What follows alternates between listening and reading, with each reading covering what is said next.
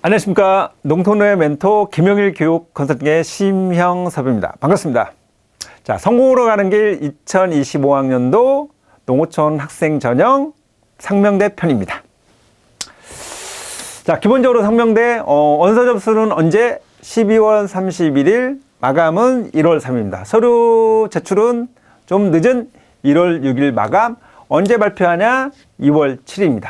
자, 전년에 비해서 뭐 크게 변화는 없고요. 뭐 대부분 학교들이 어찌됐든 자연계열 수학 과탐 지정.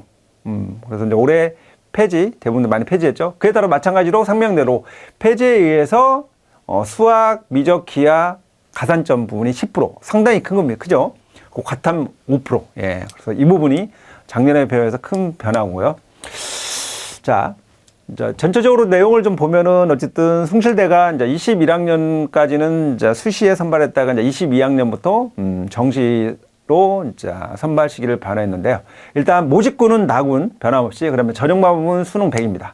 자, 모집 인원 또한도 52명으로 큰 변화가 났습니다. 그리고 또 학과 모집이 아니고 통합 모집이다 보니까 이제 인문이 일단은 52명에서 27명, 그리고 이제 자연이 25명입니다. 이 중에는 이제 애체능이 한 명이 이제 애체능으로 포함되어 있죠. 그래서 총 변함없이 말씀드리면은 다시 말씀드리면 50명입니다.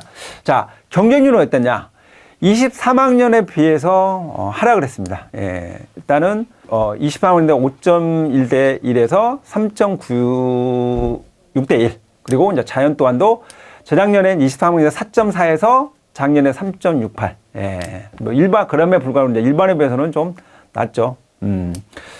그래서 다시 말씀드립니다. 통합, 으로 묻습니다. 인문은 통합으로 27명, 자연은 25명. 줄을 세우죠. 자, 실제로 결과는 어떻게 됐냐? 입결. 23년에 비해서 오히려 인문은 좀 저희 합격자 분포를 봤을 때 좀 약간 더 올랐습니다. 73.2. 자연은 또한도 72.7로, 예, 백분이, 예, 오히려 상승을 좀 했다는 부분인 거예요. 자, 학과별로 보면은 일단 다시 말씀드리면 이제 인문이 이제 27명에서 그죠? 그리고 이제 학과 모집단인 거죠. 총 20한데 올해 어쨌든 좀 지금 문헌정보, 역사 콘텐츠, 지적재산권, 한일문화채권 이게 인문 콘텐츠 학부로 좀 묶었습니다. 예, 이 부분이 차이가 있고요. 자, 경쟁률은 다시 말씀드리면은 계속적으로 3.6, 5.1다가 이제 작년에 좀 더 하락했죠. 3.96으로. 자, 자연계는 어떠냐? 이제 통합으로 25명 설명하는데 마찬가지로 자연계도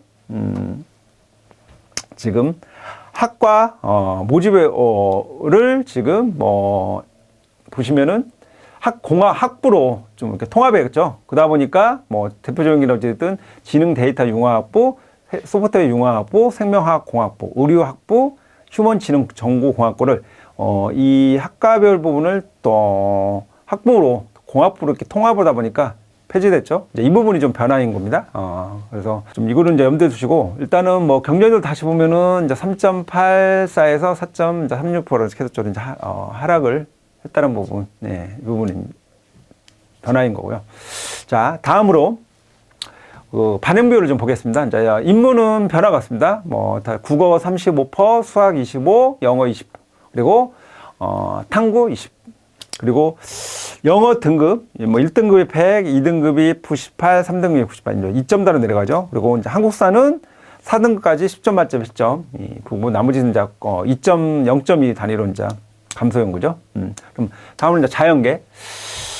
자연계가 어쨌든 다시 보면은 이제 수학 과탐 지정에서 진짜 그거에 대한 이제 지정이 폐지에 따라서 일단은 수학 미적 가산점 10%, 그리고 과탐 5%. 큰 거죠. 네, 이 부분. 그리고 프로테주면 국어가 25%, 수학이 35, 영어 20, 그리고 이제 탐구가 20%입니다. 자, 다음으로 이제 사례를 좀 보겠습니다. 학교 사례.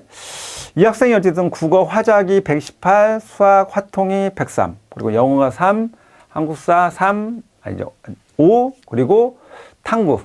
생윤 58에 72, 사문 57에 70. 그래서 표점 합이 346, 그리고 백분위가 218이었습니다.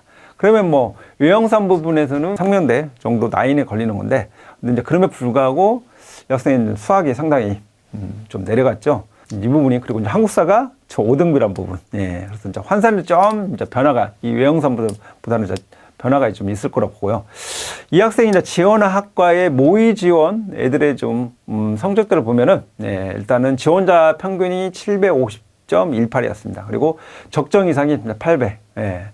그리고 합격 가능 범위가 797.68이었는데, 이제 이 학생이 805. 그러니까 이제 어느 정도 이 학생이 누적 분포를 봤을 때, 적당한 라인에 좀 위치하고 있죠. 그래서 보시면은 23학년 때 19명 지원했는데, 이제 작년에 6명. 그러니까 전체적으로 이제 하락을 했죠. 그래서 이 학생이 좀 보면은 이제 18명 중에 이제 2등. 그러니까 오히려 이제 상위 랭킹을 하고 있죠. 모의 지원에. 그래서 모의 지원 리스트를 좀 봤을 때 이 학생이 위치가 어쨌든 2, 그리고 이제 실제로 전공했을 때 이제 이 학생이 이제 1위로 나왔습니다. 예. 그래서 실제로 이제 결과가 어쨌든 리스트를 봤을 때 이 학생이 이제 가군의 성신여대, 나군의 상명대, 그리고 이제 다군의 동덕여였습니다. 여학생이죠. 그래서 최종적으로 어쨌든 상명대 글로벌 경영인 거에 합격했습니다.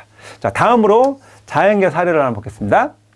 자, 이 학생은 어쨌든 자연계 학생으로서 국어 언매 128, 92, 수학 미적에 113에 69, 4등급, 영어가 3등급, 한국사 3등급, 화학 57에 71%, 생명과학 47에 39%. 그래서 총 표점 합이 345점, 그리고 100분이 216점. 그래서 이 학생 보면 자연계 측면에 보면은 지금 미적이 좀 아쉬운 거고요.